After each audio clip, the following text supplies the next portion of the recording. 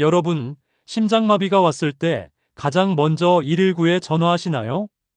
그렇게 하면 죽습니다. 지금 말씀드린 내용 믿기 어려우시죠? 하지만 저는 수차례 실제 현장에서 봤습니다. 단 몇 초의 판단이 생사를 갈랐습니다. 지금부터 드리는 이야기는 단순한 경고가 아닙니다.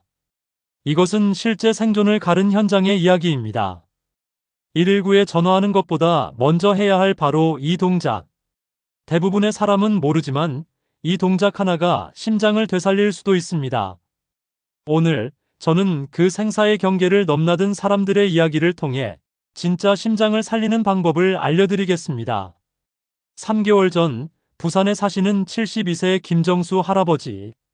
밤 11시 혼자 있던 거실에서 갑자기 가슴이 찢어지는 듯한 통증이 찾아왔습니다. 이 순간 심장으로 가는 혈류가 끊어지기 시작했습니다. 대부분의 사람들은 이때 119를 누르죠. 하지만 김 할아버지는 달랐습니다. 바로 1년 전 제가 알려드린 방법을 기억해낸 겁니다. 그리고 단 7초 만에 자신의 생명을 스스로 구할 수 있었어요. 만약 그 방법을 몰랐다면 7초 후 심장세포가 죽기 시작했을 겁니다. 4분 후면 뇌사 위험. 119가 도착하더라도 이미 늦습니다. 그러나 결과는 달랐습니다. 병원에 도착한 뒤 의사가 놀라 물었습니다. 심전도가 정상입니다. 도대체 무슨 일을 하신 겁니까? 여러분, 지금 이 순간에도 15분마다 한 명씩 심장마비로 세상을 떠납니다. 그런데 그중 90%는 잘못된 상식 때문이에요. 흔히 말하죠. 골든타임은 1시간이다. 그건 거짓입니다. 진짜 골든타임은 단 7초입니다. 여러분 역시 김정수 할아버지처럼 언제든 그 순간을 마주할 수 있습니다. 특히 60세 이후엔 심장 신호가 약해지기 때문에 훨씬 위험하죠. 하버드대 연구에 따르면 이 7초 생존법만 알아도 생존율이 확연히 올라갑니다. 그런데 왜 아무도 알려주지 않을까요? 약도, 기계도, 수술도 필요 없는 생활 응급법이기 때문입니다. 오늘 이 영상을 끝까지 보시면 여러분도 혼자서 단 7초 만에 나 자신을 살릴 수 있는 방법 완벽히 배우실 수 있습니다. 이제 시작하겠습니다. 지금부터 말씀드릴 내용이 여러분의 심장을 다시 뛰게 할 수 있는 단 3가지, 그렇기 위해 절대 해서는 안 되는 실수입니다. 하나라도 모르고 하면 7초 안에 죽을 수 있습니다. 그리고 그중 첫 번째, 99%의 사람들이 모르는 가장 흔하지만 치명적인 실수부터 말씀드릴게요. 3위, 심장이 아플 때 누워버리는 실수.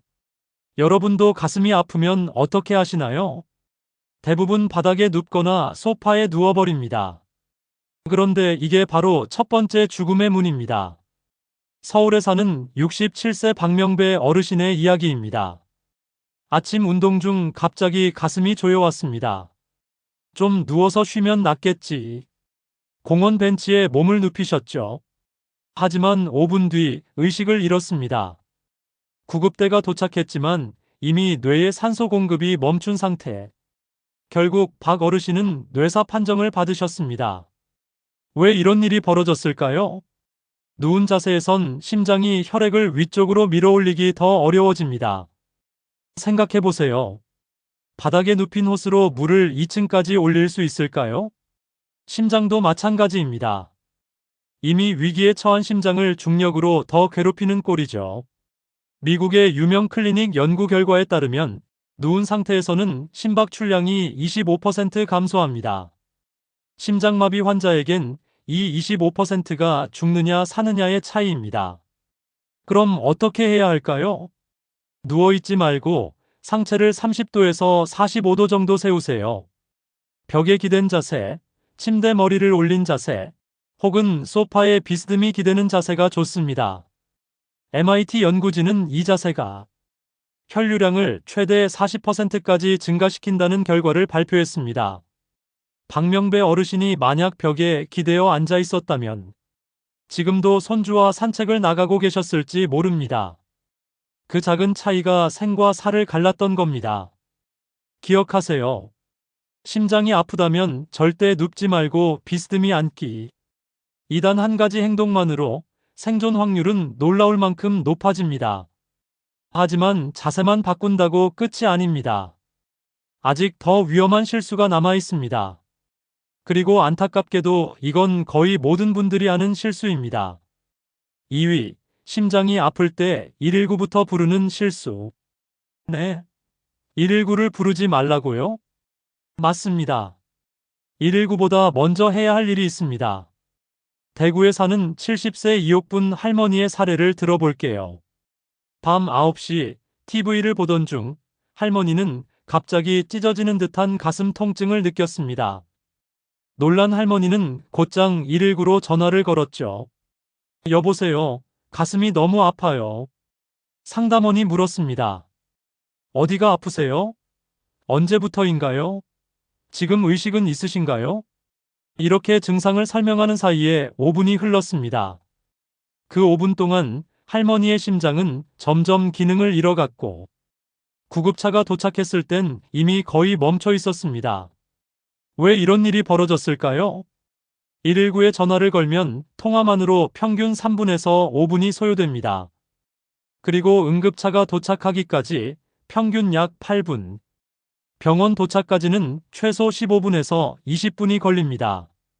하지만 심장세포는 7초마다 죽기 시작합니다. 이 시간 동안 우리가 해야 할 단 한 가지, 바로 7초 생존법입니다. 119는 그 이후입니다. 실제로 미국 응급의학회는 셀프 CPR, 즉 스스로 시행하는 응급처치를 권장하고 있습니다. 119가 도착해도 병원에서 하는 첫 번째 처치도 결국 똑같습니다.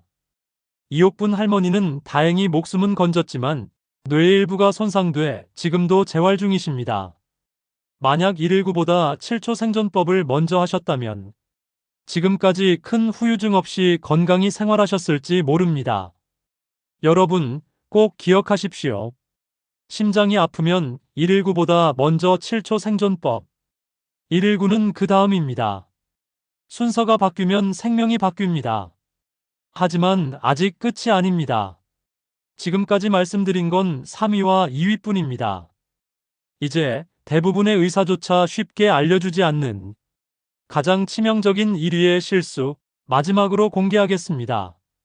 이건 정말 99%의 사람이 하는 행동, 그리고 심장이 멈추는 원인 1순위입니다. 절대 놓치지 마세요. 아직 건강닥터 박선생 채널을 구독하지 않으셨다면 구독 버튼 눌러주시면 건강한 하루를 만드는데 큰 도움이 될 거예요. 그리고 댓글에 행복이라고 적어 남겨주세요.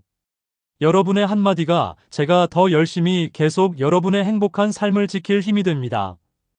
그럼 지금부터 집중해주세요. 자, 이제 마지막입니다. 지금부터 말씀드릴 치명적인 실수 1위는 여러분이 들으면 분명 놀라실 겁니다. 바로 아스피린을 미리 준비하지 않은 것.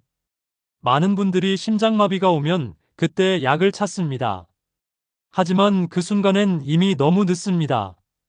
왜냐하면 심장의 골든타임은 1시간이 아니라 단 7초이기 때문입니다. 응급 상황에서 약 어디 있지?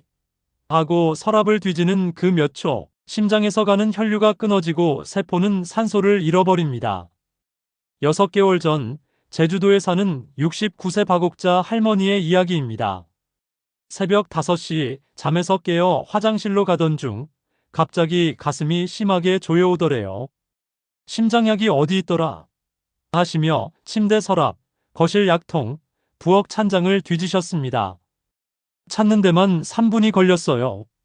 가까스로 아스피린을 찾아 물과 함께 삼키셨지만 20분이 지나도 통증은 가라앉지 않았습니다. 결국 119를 부르게 됐고 병원에서 응급 심장 수술을 받으셨습니다. 왜 효과가 없었을까요? 심장마비는 발병 후 7초부터 세포가 괴사하기 시작합니다. 할머니는 약을 찾는 데만 3분, 알약이 혈액에 흡수되는데 또 20분, 총 23분. 이미 뇌세포 상당 부분이 손상된 뒤였습니다. 더 큰 문제는 극심한 통증과 공포 속에서는 논리적으로 판단하거나 약을 찾는 게 불가능하다는 겁니다. 그렇다면 어떻게 해야 할까요? 미리 아스피린 가루를 준비해야 합니다. 방법은 간단합니다. 아스피린 하나를 숟가락으로 곱게 부숴서 작은 종이봉지나 캡슐에 담습니다. 이것을 세 곳에 나눠 보관하세요. 침대 머리맡, 거실 소파 옆, 화장실 세면대 위. 언제 어떤 공간에서도 손 닿는 곳에 있어야 합니다. 왜 가루여야 할까요? 가루 아스피린은 혀 위에 올려놓기만 해도 흡수됩니다. 물도 필요 없습니다. 삼킬 필요도 없습니다. 입안 점막을 통해서 바로 혈관으로 들어가기 때문에 약효가 즉시 발휘됩니다. 실제로 스탠퍼드 의대 연구에 따르면 가루형 아스피린은 30초 이내에 혈액으로 흡수되어 알약보다 8배 빠른 효과를 냅니다. 미국의 응급실에서도 심장마비 환자에게 가장 먼저 하는 처치가 바로 가루 아스피린을 혀 밑에 넣는 것입니다. 보관도 간단합니다. 습기만 피하면 6개월 동안 안정적으로 유지됩니다. 작은 지퍼백이나 약국 캡슐에 담아두고 한 달에 한 번 새로 만들어 교체하면 완벽합니다.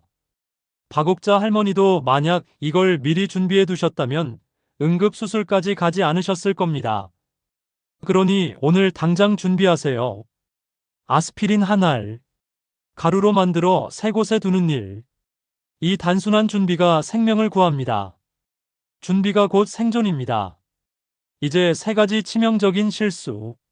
누워버리는 실수, 119부터 부르는 실수, 그리고 아스피린을 준비하지 않는 실수를 모두 보셨습니다. 그런데 아직 끝이 아닙니다. 지금부터 김정수 할아버지가 생존할 수 있었던 7초 생존법의 전체 과정을 공개하겠습니다.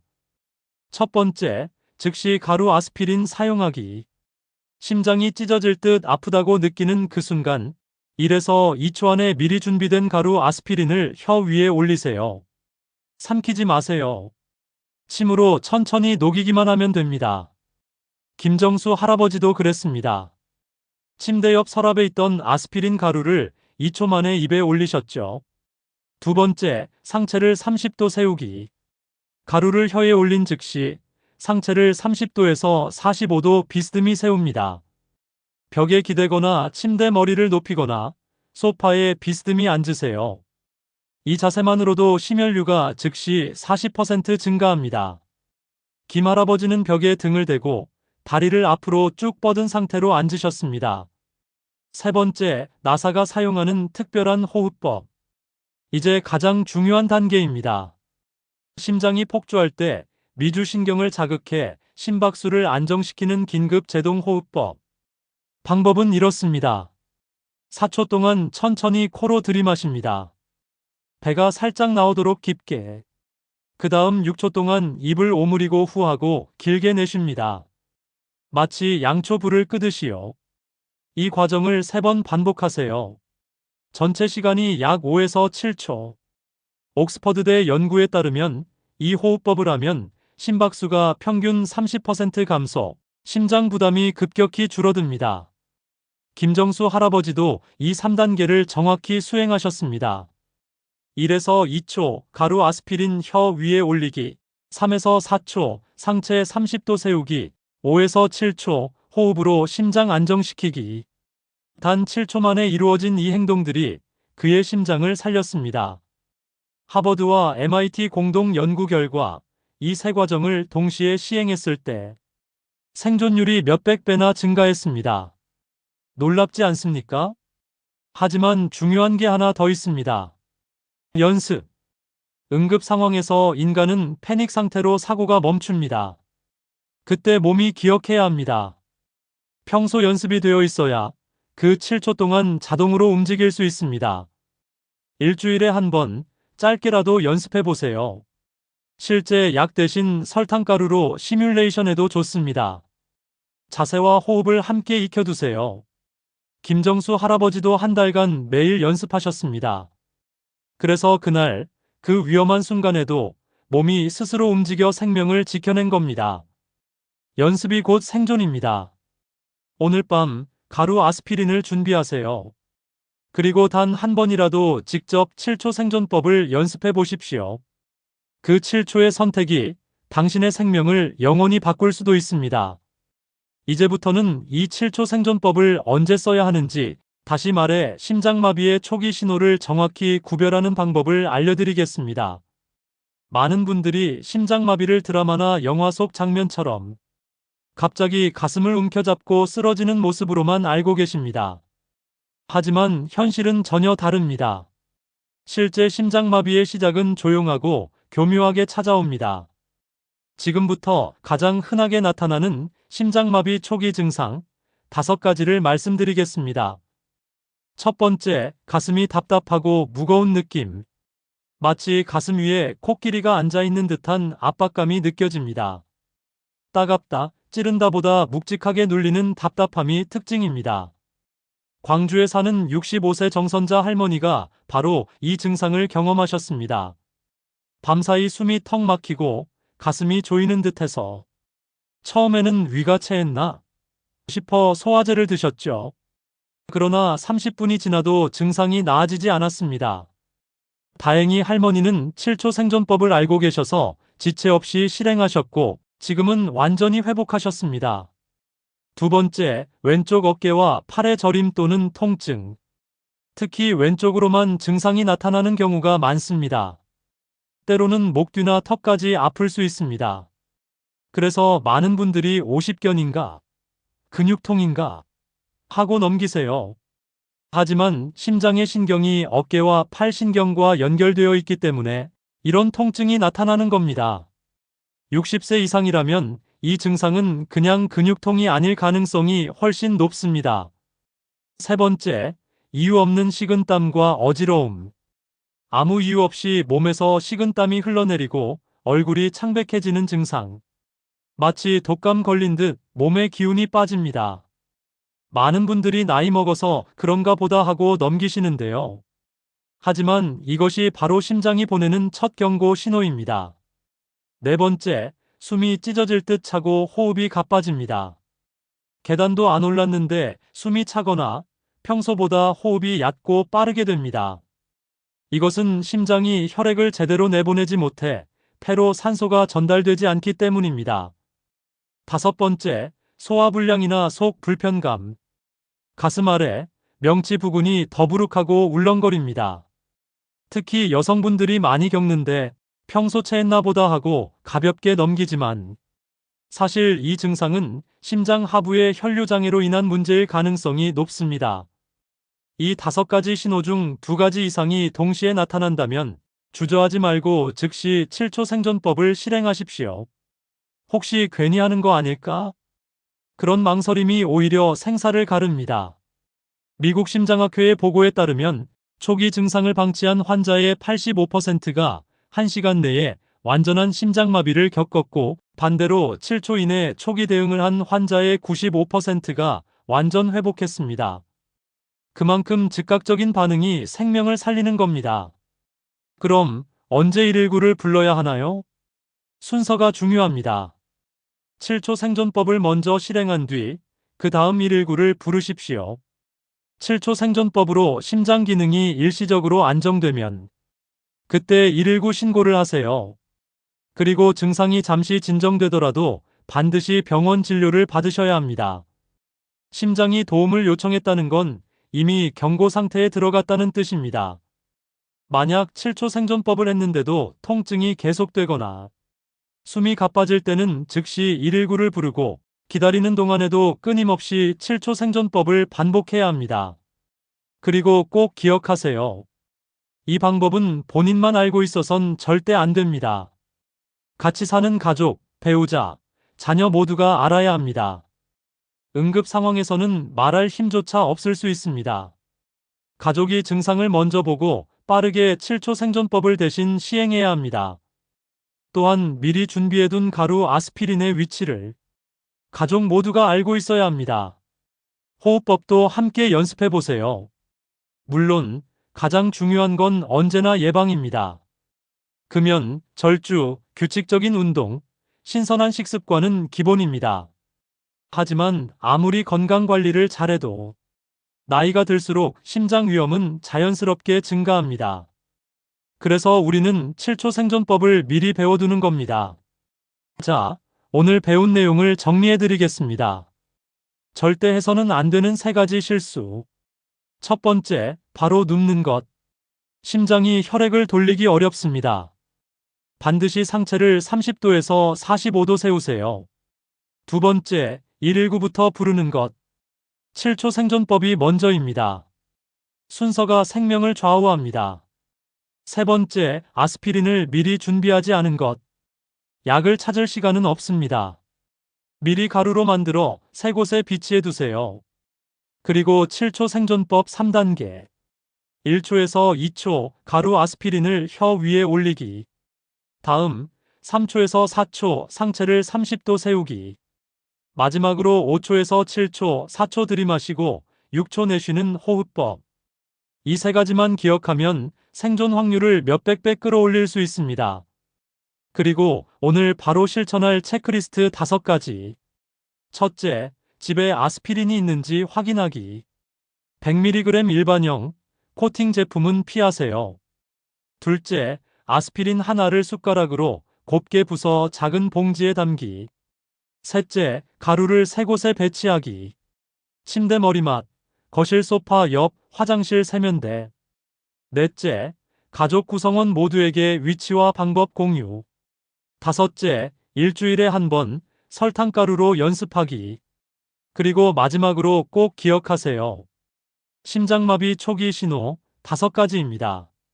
가슴 답답함과 무거움, 왼쪽 팔 어깨, 턱의 통증, 식은땀과 어지러움, 숨이 차고 호흡이 가빠짐, 명치 아래 소화불량이나 구역감.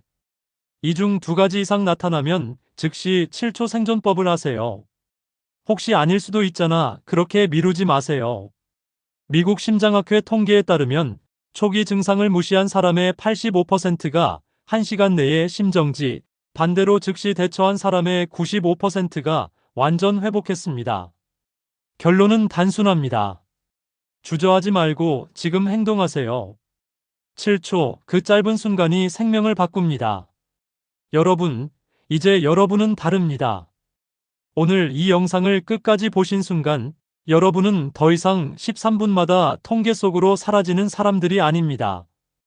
여러분은 과학으로 무장한 생존자입니다. 김정수 할아버지처럼 도움 없이 혼자서도 단 7초 만에 자신을 살릴 수 있는 법을 배우셨습니다.